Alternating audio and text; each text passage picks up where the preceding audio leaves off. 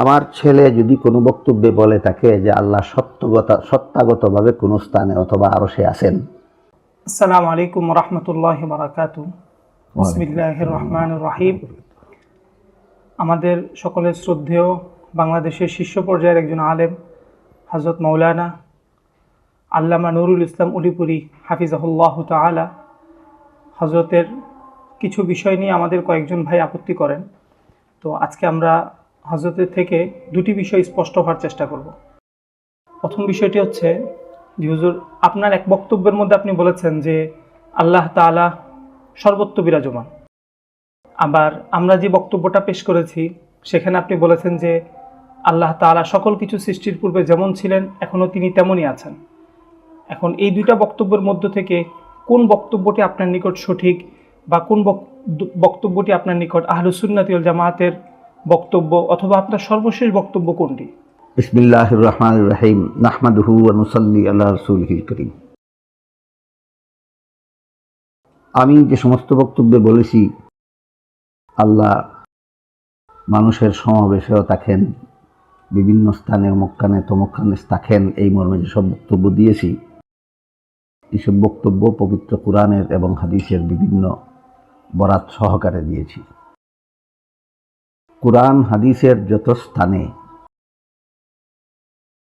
আল্লাহ কোন স্থানে আছেন বলে উল্লেখ করা হয়েছে, যেমন কোথাও বলা হয়েছে সমস্ত লোকের সাথে সাথে থাকেন, কোথাও বলা হয়েছে 3 জন মানুষের সমাবেশে আল্লাহ থাকেন, কোথাও বলা হয়েছে 5 জন মানুষের সমাবেশে আল্লাহ থাকেন, এমনকি এক পর্যায়ে আল্লাহ বলেছেন ওমা কুন্না গায়িবিন, আমি কোথাও অনুপস্থিত নই। তেমনিভাবে হাদিস শরীফে আল্লাহ রাসূল বলেছেন ইন্নাকুম লা তাদউনা আসাম্মা ওয়ালা গায়িবা, তোমরা যার কাছে দোয়া করো তিনি বধির নন, তিনি অনুপস্থিত নন। এই যে এই সমস্ত নুসুস কোরআন হাদিসের এই সমস্ত বাক্যে যে আল্লাহ অমুকখানে তমুকখানে আছেন বলা হয়েছে, এর মর্ম হলো আল্লাহ গুণগতভাবে সর্বত্র আছেন। জগতে এমন কোনো স্থান নাই যেখানে আল্লাহ গুণগতভাবে নাই।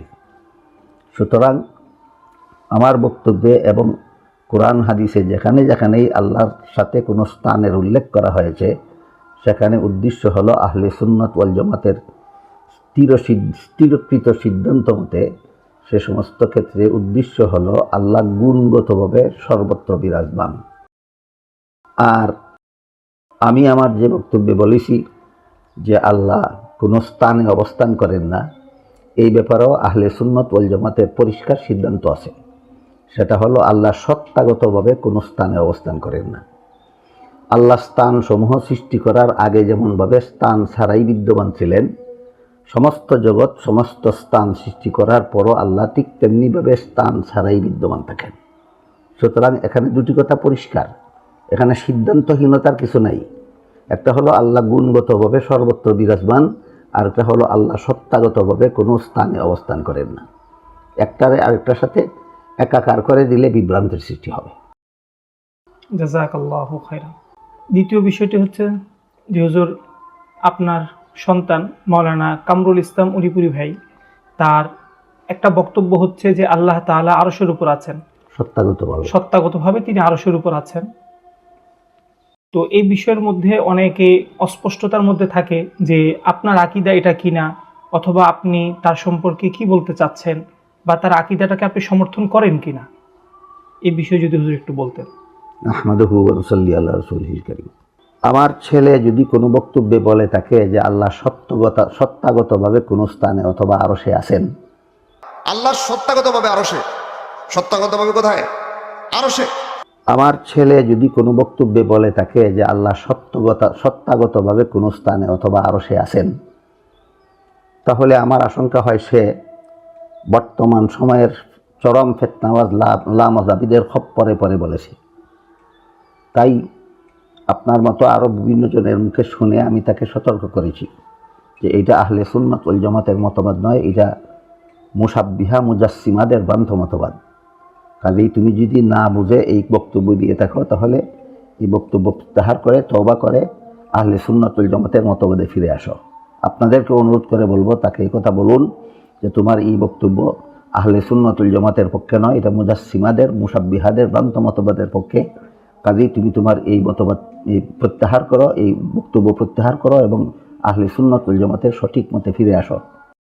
অগত্যা আল্লাহ না করুন, আমিও সতর্ক করি, আপনারাও সতর্ক করার পরে যদি এই ভ্রান্ত মতবাদ থেকে ফিরে না আসে, তাহলে আপনারা যারা আমার এবং হক্কানি উলামায়ে কেরামের এই দিক নির্দেশন অনুপাতে যারা হক পথে চলেন, হক আকীদা পোষণ করেন, হক পথে চলতে চান, আমি আপনাদেরকে বলবো যে কামরুল ইসলাম যদি তার ভ্রান্ত মতবাদ থেকে ফিরে না আসে, তাহলে আপনারা তার অনুসরণ করবেন না, সে পথভ্রষ্ট। আপনারা কেউ আমার ছেলে মনে করে যদি এই পথভ্রষ্ট হওয়া সত্ত্বেও তার অনুসরণ করেন, আপনারাও পথভ্রষ্ট হবেন। এই জন্য আপনারা দায়ী থাকবেন, যে পথভ্রষ্ট করবে সে দায়ী থাকবে, এর কোনো দায়ভার আমার উপর বর্তাবে না। জাযাকুমুল্লাহু খাইরান। আল্লাহ তাআলা আমাদের সকলকে এই দুটি বিষয় যে হুজুর স্পষ্ট করেছেন, এখানে আমাদের সকলকে আল্লাহ তাআলা সহি মানহাজের উপর থাকার চেষ্টা তৌফিক দান করুন।